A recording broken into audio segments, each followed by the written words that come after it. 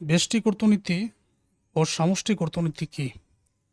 অথবা প্রশ্ন করা হতে পারে ব্যষ্টিক অর্থনীতি ও সামষ্টিক অর্থনীতির মধ্যে পার্থক্য দেখাও। আমরা আগের ক্লাসগুলোতে শিখে এসেছি ব্যষ্টিক অর্থনীতির মধ্যে কোন কোন উপাদানগুলো পড়ে, বা সামষ্টিক অর্থনীতি সম্পর্কেও আমাদের জানা আছে। অর্থনীতির দুটি প্রধান শাখা হলো, এক ব্যষ্টিক অর্থনীতি মাইক্রো ইকোনমিক্স, দুই হলো সামষ্টিক অর্থনীতি ম্যাক্রো ইকোনমিক্স। এই দুটি শাখা ভিন্ন ভিন্ন মাত্রায় অর্থনৈতিক কার্যকলাপ বিশ্লেষণ করে। দুটি শাখা ভিন্ন ভিন্ন মাত্রায়, একই মাত্রায় নয়, এটা তো আমরা জানি।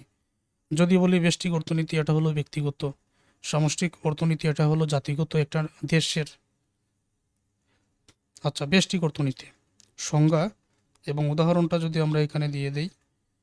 ব্যষ্টিক অর্থনীতি হলো অর্থনীতির সেই শাখা যা ব্যক্তি, পরিবার, প্রতিষ্ঠান বা নির্দিষ্ট বাজারের চাহিদা যোগান, মূল্য নির্ধারণ, উৎপাদন ও ভোগ ইত্যাদি ক্ষুদ্র অর্থনৈতিক এককের আচরণ বিশ্লেষণ করে। এটা হলো ব্যষ্টিক অর্থনীতি।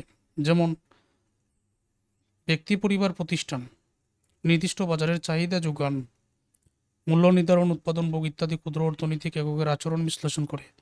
উদাহরণ দিতে পারি আমরা, একটি মোবাইল ফোনের দাম কিভাবে নির্ধারিত হয়, একজন ভোক্তা কিভাবে সিদ্ধান্ত নেয়, একটি প্রতিষ্ঠানের উৎপাদন, ব্যয় ও লাভ। তো এগুলো প্রত্যেকটাই কিন্তু ব্যক্তি, পরিবার, প্রতিষ্ঠান নির্ভর, যা ব্যষ্টিক অর্থনীতির মধ্যে পড়ে। 2 নম্বর, সামষ্টিক অর্থনীতি সংজ্ঞা। সামষ্টিক অর্থনীতি কি? এটার সংজ্ঞাটা হচ্ছে, সামষ্টিক অর্থনীতি হলো অর্থনীতির সেই শাখা যা দেশের সামগ্রিক অর্থনৈতিক অবস্থা বিশ্লেষণ করে, যেমন জাতীয় আয়, মুদ্রাস্ফীতি, বেকারত্ব, মুদ্রানীতি, রাজস্ব নীতি, অর্থনৈতিক প্রবৃদ্ধি ইত্যাদি। তো এটা কিন্তু পরিবার বা প্রতিষ্ঠান, ব্যক্তিগত কোনো কিছু না। এটা জাতীয় বা কোনো দেশের সামগ্রিক অর্থনৈতিক অবস্থাকে বিশ্লেষণ করে। আমরা আবারও পড়ে নিব, জাতীয় আয়, মুদ্রাস্ফীতি, বেকারত্ব, মুদ্রানীতি, রাজস্ব নীতি, অর্থনৈতিক প্রবৃদ্ধি, এগুলা সামষ্টিক অর্থনীতির মধ্যে পড়ে। যেমন বাংলাদেশের জাতীয় আয় কত, এটা এটা কোন খাতের মধ্যে পড়ে? এটা সামষ্টিক অর্থনীতির মধ্যে পড়ে, এই শাখার মধ্যে পড়ে।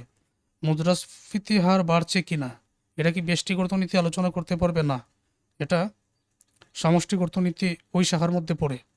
বেকারত্ব কমানোর জন্য সরকারের করণীয়, সামষ্টিক অর্থনীতির মধ্যেই পড়বে। তখন উপসংহার,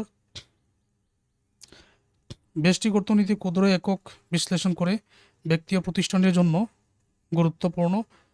এটা ব্যক্তি ও প্রতিষ্ঠানের জন্য গুরুত্বপূর্ণ ব্যষ্টিক অর্থনীতি। আর সামষ্টিক অর্থনীতি সমগ্র দেশের অর্থনৈতিক অবস্থা বুঝতে সহায়তা করে।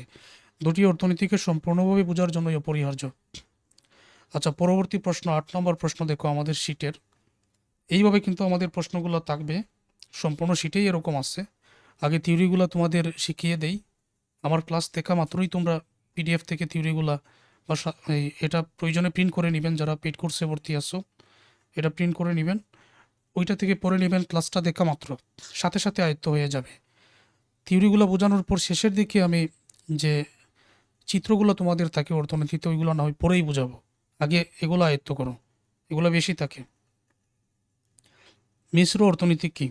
তো মিশ্র অর্থনীতি এটা পড়লে আমরা সহজে বুঝতে পারবো। আমরা একবার পড়ে নেই, পড়াটা ভালো। মনে করো আমার সাথে একবার পড়লে, যেটা বোঝানোর বুঝিয়ে দিলাম, নিজে থেকে একবার পড়ে সেটা আয়ত্ত করে নিলে, এটাই সবচেয়ে ভালো।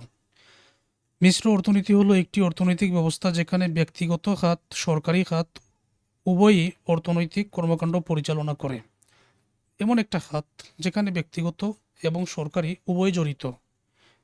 এখানে বাজার অর্থনীতি ও পরিকল্পিত অর্থনীতির বৈশিষ্ট্য মিলিতভাবে থাকে। কারণ যেখানে ব্যক্তিগত, সরকারি আছে, এখানে তো বাজার অর্থনীতি, পরিকল্পিত অর্থনীতি দুইটা থাকবে স্বাভাবিক। ব্যক্তি মালিকানাধীন প্রতিষ্ঠান থাকে, সেই সঙ্গে রাষ্ট্র গুরুত্বপূর্ণ শিল্প ও সেবায় হস্তক্ষেপ করে। শুধু ব্যক্তি মালিকানাধীন যে থাকে তা নয়, সেখানে রাষ্ট্র গুরুত্বপূর্ণ শিল্প ও সেবায় হস্তক্ষেপ করে। মিশ্র অর্থনীতির মূল বৈশিষ্ট্য এখন আমরা বুঝতে পারবো। 1, দ্বৈত মালিকানা। সরকারি ও ব্যক্তিগত খাত উভয় অর্থনৈতিক কর্মকাণ্ড পরিচালনায় অংশগ্রহণ করে। যেমন ব্যাংক, শিল্প প্রতিষ্ঠান, যেখানে ব্যক্তিও থাকতে পারে, সরকারও থাকতে পারে। ব্যাংক, শিল্প প্রতিষ্ঠান, তার মানে এটা মিশ্র অর্থনীতির উদাহরণ। এখন তোমরা বুঝতে পেরে গেছো।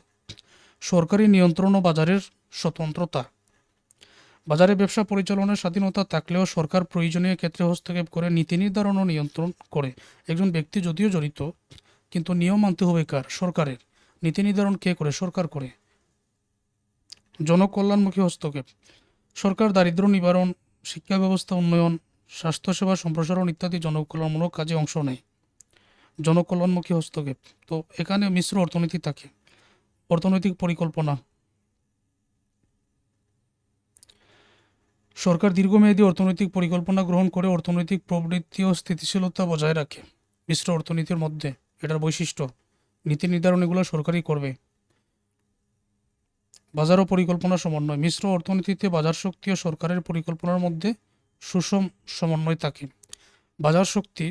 বাজারের শক্তি সরকার সেটা যাচাই করে বিশ্লেষণ করে তারপর সেখানে উত্তম পরিকল্পনা করে। ফলে বাজারের শক্তি এবং সরকারের পরিকল্পনার মধ্যে একটা সুষম সমন্বয় থাকে। বিনিয়োগে বৈচিত্র্য।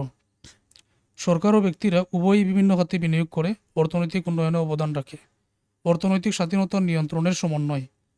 ব্যক্তিগণ ব্যবসা করতে স্বাধীন হলেও সরকারের নিয়ন্ত্রণ রয়েছে যাতে অবৈধ কার্যক্রম প্রতিরোধ করা যায়। উপসংহার: মিশ্র অর্থনীতি এমন একটি ব্যবস্থা যা ব্যক্তিগত উদ্যোগ ও সরকারি নিয়ন্ত্রণের মেলবন্ধন ঘটিয়ে অর্থনৈতিক কার্যক্রম পরিচালনা করে। যেটা আমরা বুঝতে পারলাম, ব্যক্তিগত উদ্যোগ আর সরকারি নিয়ন্ত্রণে ব্যাংক হতে পারে, শিল্প প্রতিষ্ঠান হতে পারে। তারপর এটি সমাজের উন্নয়ন ও অর্থনৈতিক স্থিতিশীলতা নিশ্চিত করতে গুরুত্বপূর্ণ ভূমিকা পালন করে। মুক্তবাজার অর্থনীতির সংজ্ঞা দাও। তো এটা দেখো, মুক্তবাজার অর্থনীতি হলো একটি অর্থনৈতিক ব্যবস্থা যেখানে পণ্য ও সেবার দাম নির্ধারিত হয় বাজারের চাহিদা ও যোগানের ভিত্তিতে এবং সরকার এতে খুব সামান্য হস্তক্ষেপ করে। এই ব্যবস্থায় ব্যক্তি ও প্রতিষ্ঠানরা স্বাধীনভাবে উৎপাদন, ভোগ, বিনিয়োগ এবং বাণিজ্য করতে পারে। সম্পদ বন্টন হয় মূলত প্রতিযোগিতা ও লাভের অনুপ্রেরণার মাধ্যমে। সংক্ষেপে, মুক্তবাজার অর্থনীতি এমন একটি ব্যবস্থা যেখানে চাহিদা যোগানের উপর নির্ভর করে অর্থনৈতিক কর্মকাণ্ড পরিচালিত হয় এবং সরকারের হস্তক্ষেপ থাকে সীমিত। তো এটার থেকে আমরা কি বুঝতে পারলাম? যেখানে পণ্য সেবার দাম নির্ধারিত হয় বাজারের চাহিদা ও যোগানের ভিত্তিতে এবং সরকার এতে খুব সামান্য হস্তক্ষেপ করে। অর্থাৎ যেই বাজারগুলোতে আমরা কেনাকাটা দেখতে পাই, তো ওইটা মুক্তবাজার অর্থনৈতিক ব্যবস্থার মধ্যেই পড়ে। পণ্য সেবার দাম নির্ধারিত হয় বাজারের চাহিদা ও যোগানের ভিত্তিতে, সরকার এখানে সামান্য হস্তক্ষেপ করে। এই অবস্থায় ব্যক্তি ও প্রতিষ্ঠানরা স্বাধীনভাবে উৎপাদন করতে পারে, ভোগ করতে পারে, বিনিয়োগ বাণিজ্য করতে পারে। সম্পদের বন্টন হয় মূলত প্রতিযোগিতা ও লাভের অনুপ্রেরণার মাধ্যমে। যেই পরিমাণ লাভ হবে ওই অনুযায়ী সম্পদ, টাকা, মুনাফার বন্টন হবে। মুক্তবাজার অর্থনীতি হচ্ছে এইরকম একটা ব্যবস্থা যেটা চাহিদা ও যোগানের উপর নির্ভর করে অর্থনৈতিক কর্মকাণ্ড পরিচালনা করে। সরকারের হস্তক্ষেপ কিন্তু এই ক্ষেত্রে থাকে সীমিত। এই তথ্যগুলো তোমাদের মনে রাখতে হবে।